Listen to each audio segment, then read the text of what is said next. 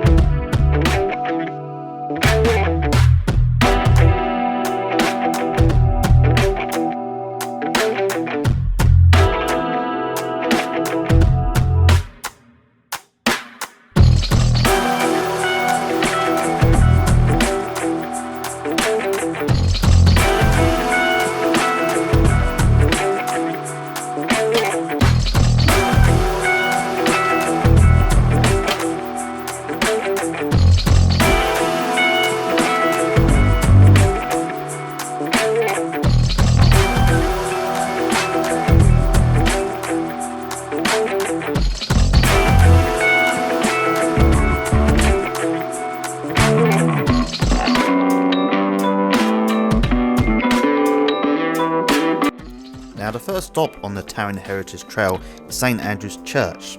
This one can be hard to find as Google refers to it as West Tarring Parish Church, but as you saw by the sign, it isn't.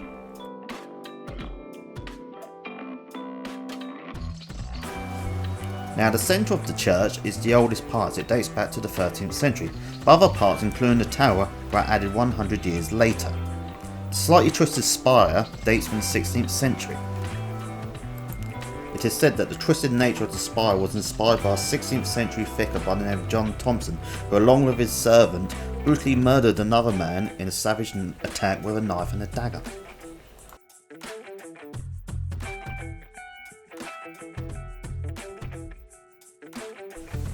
Now this is the tomb of John Parsons, who died in 1633. I don't know who he was or what he did, but he is the inhabitant of the oldest surviving tomb with all of Worthing.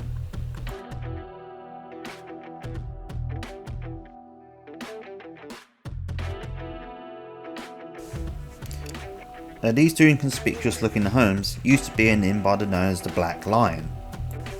The inn itself lost its license in 1839 where it was demolished, and the materials were used to make the houses you're now looking at. The reasons for the loss of the license are unknown, but is believed to be due to a royal commission which identified many pubs in the area as being part of the smuggling trade.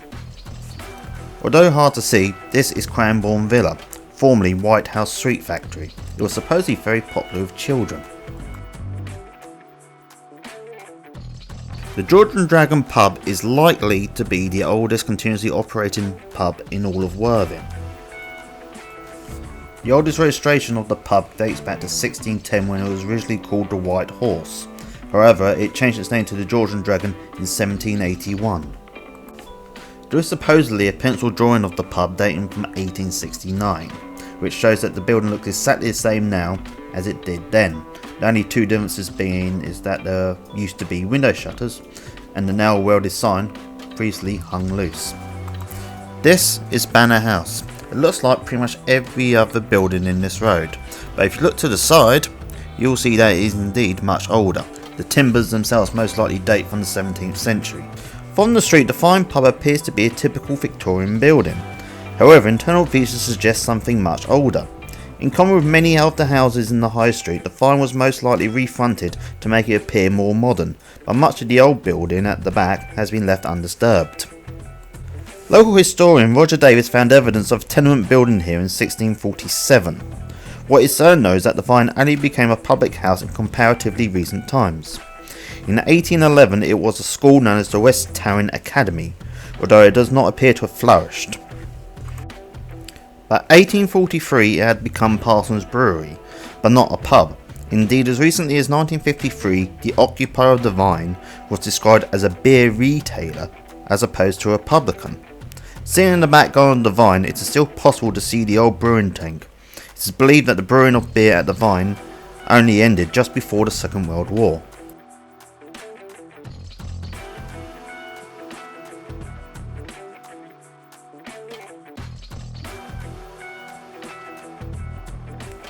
Now coming up, you'll see the flint cobbled facade of the Hollies, which date back to 1774.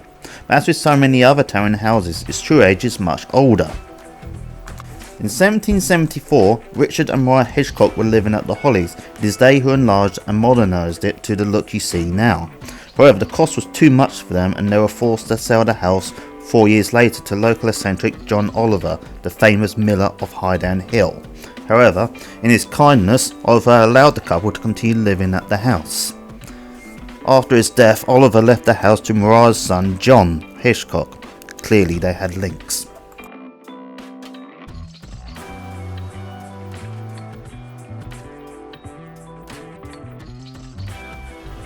Now coming up is Parsonage Row.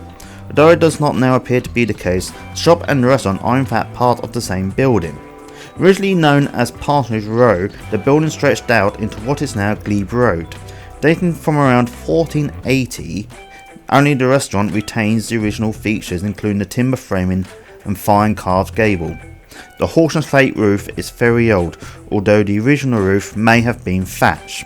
In the 18th century, the row was owned by a woman named Love Haynes. When Glebe Road was built, the well-preserved southern section of the building was lost, including the butcher's shop, believed at the time to have been one of only 2 medieval butcher shops left in the country. The Old Palace is one of only 3 Grade 1 listed buildings in all of Worthing. Local legend has it that Thomas à Becket stayed here himself, but this cannot be true as the building was built in 1230. 60 years after Becket's death. It is most likely that these stories come from another bishop known by Richard Dewick of Chichester.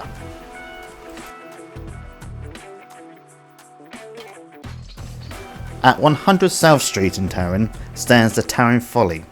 As of the upload of this video, it is still currently in a poor state of repair. It was built in 1893 at the home of Mr. W. Osborne Boys, a solicitor who wanted a tower at the bottom of his long garden. Known locally as the Tarring Folly, he would sit here working away from all the noise and distraction.